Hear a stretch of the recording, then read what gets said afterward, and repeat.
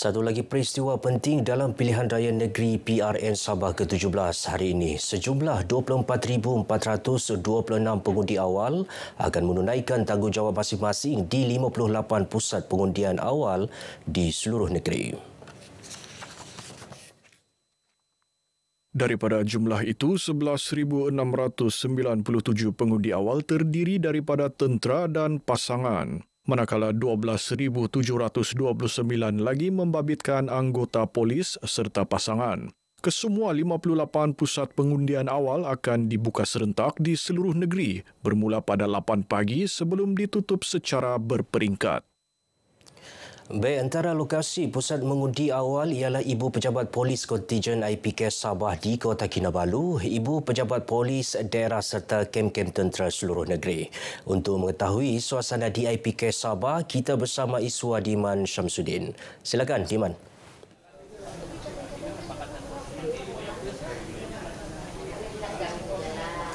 Baik, dia di Kota Kinabalu sahaja terdapat 6 pusat mengundi melibatkan jumlah keseluruhan 4,712 pengundi. Salah satunya di Mes Pegawai Kanan IPK Kapayan ini yang menempatkan 2 saluran mengundi untuk proses undi awal hari ini.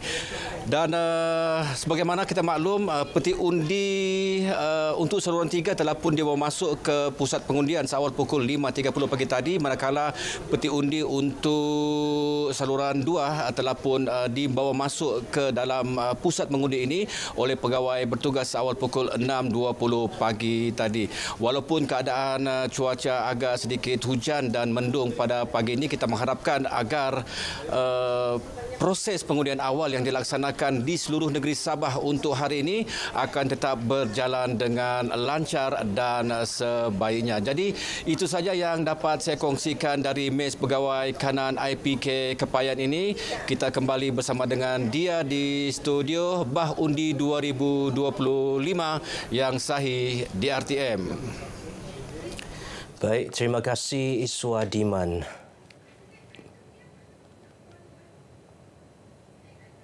Kita beralih pula ke Dewan Sri Mawar IPD Lahad Datu bersama Tabrin Jamil untuk perkembangan di sana.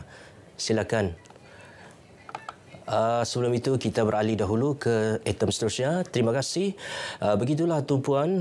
Sementara itu, tempoh kempen PRN Sabah ke-17 berbaki 4 hari lagi. Pastinya, jentera parti menggiatkan usaha menangi hati rakyat di kawasan masing-masing.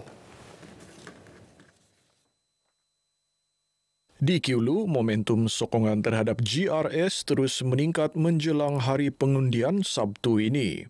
Calon GRS Dun Kiulu, Dato' Johniston Bangkuai berkata, sambutan pengundi pada siri jelajah terkini menunjukkan keyakinan yang semakin kukuh meskipun kawasan ini menyaksikan persaingan 8 penjuru. Momentum bukan saja dari segi sokongan, tetapi juga dari segi usaha kita untuk membawa perubahan di Kiulu ini sudah nyata sejak 5 tahun yang lalu. Jadi pada keseluruhannya saya cukup gembira melihat sokongan itu kian hari kian bertambah. Banyak yang kita beri kepahaman.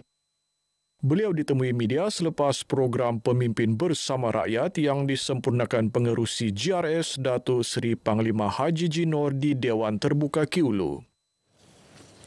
Baik, kita beralih pula ke Dewan Sri Mawar IPD Lahad Datu bersama Tamrin Jamil untuk perkembangan di sana. Silakan Tamrin.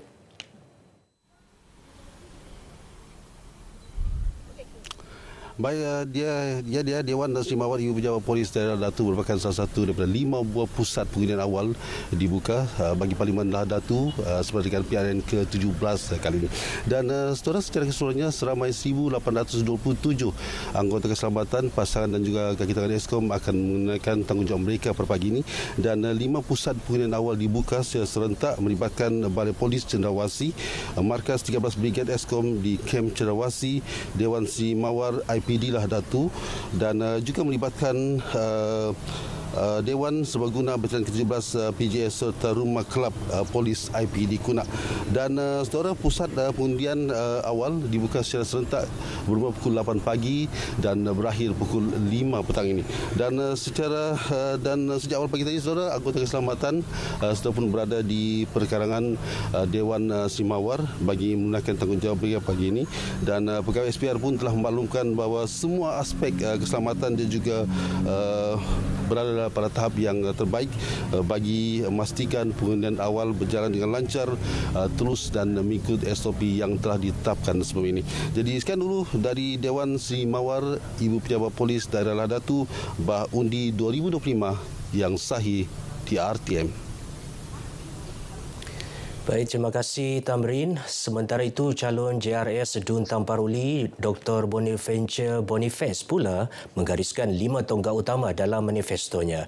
Keutamaan diberikan kepada pembangunan ekonomi dan inovasi serta pembangunan modal insan dan belia. Tonggak yang digariskan menjadi kunci utama untuk membawa Tamparuli ke tahap pembangunan yang lebih mampan. Saya rasa pembangunan ekonomi dan inovasi berserta dengan pembangunan modal insan dan belia harus saya titik beratkan sebab ini adalah tonggak untuk kejayaan mana-mana sebuah daerah untuk membangun. Beliau ditemui media dalam program Jelajah Mega Tamparuli di Tamparuli. Dalam pada itu, Ketua Menteri Sabah Datuk Seri Panglima Haji Jinor menafikan dakwaan bahawa JRS dikawal Kerajaan Persekutuan. Katanya dakwaan tersebut tidak berasas dan hanya dicipta sebagai modal politik pembangkang menjelang PRN Sabah ke-17. Yang penting kita mesti ada hubungan baik dengan Kerajaan Persekutuan untuk negeri Sabah. If we want to develop Sabah. Beliau ditemui pemberita selepas menghadiri kempen Rumah Kita, Kita Jaga bagi Dun Kyulu. Menurut Datuk Haji Ji yang juga pengerusi GRS, hubungan baik antara kerajaan negeri dan kerajaan persekutuan tidak patut disalah tafsir. Kerjasama seumpama penting bagi memastikan pembangunan, pelaburan dan kebajikan rakyat Sabah dapat dilaksanakan dengan lancar. Calon PH Duda PAP Tony Chi pula bertekad memperbaiki kekurangan dan meneruskan usaha yang telah dimulakan di kawasan berkenaan. Tapi kita juga lakukan yang terbaik untuk kita punya masyarakat di api-api. Dan sekarang kita punya fokus, mana yang kita sudah mulakan itu, kita teruskan dan mana yang kurang itu kita perbaiki. Bercakap kepada pemberita ketika sesi walkabout di Pasar Besar Kota Kinabalu, Tony menekankan keperluan membina kawasan parkir lebih luas bagi mengurangkan beban saman dan memberi keselesaan kepada peniaga serta pengunjung. Manifesto Pakatan Harapan PH bagi PRN Sabah kali ini dilihat menonjol dengan penekanan kepada pemulihan dan pembaikan infrastruktur, terutama berkaitan isu asas yang sering dibangkitkan rakyat. Penganalisis geopolitik UMS, Profesor Madya Dr. Syahrudin Awang Ahmad berkata, tumpuan terhadap isu 3 serangkai, jalan raya, air dan elektrik menjadi antara tarikan utama manifesto PH dalam pilihan raya kali ini. Ia akan memberi kesan langsung kepada kehidupan rakyat luar bandar. Jalan raya ini sebenarnya focal point kepada semua perkara. Tanpa jalan raya, orang tak boleh keluar membawa barangan ataupun hasil untuk diniagakan, khususnya petani di luar bandar. Orang susah nak ke hospital. Bandar, pekan dan kampung-kampung tidak boleh dihubungi. Dan paling penting, kawasan yang betul-betul terletak di pedalaman Sabah memerlukan jalan yang berkualiti. Beliau menyatakan demikian dalam temu ramah eksklusif dengan RTM di Kota Kinabalu. Ahad lalu, pengerusi PKR Sabah melancarkan manifesto PH Sabah bertemakan Komitmen Pakatan Harapan Sabah dengan keutamaan kepada 7 agenda untuk memastikan rakyat Sabah menikmati kemajuan sewajarnya. Baik, saudara, sekian dahulu paparan berita pagi Sabah kali ini. Menyusul selepas ini berita pagi Sarawak bersama Nur Akila Arbain. Setiap undi membawa suara dan harapan rakyat Sabah. Bah Undi 2025. Salam Malaysia Madani.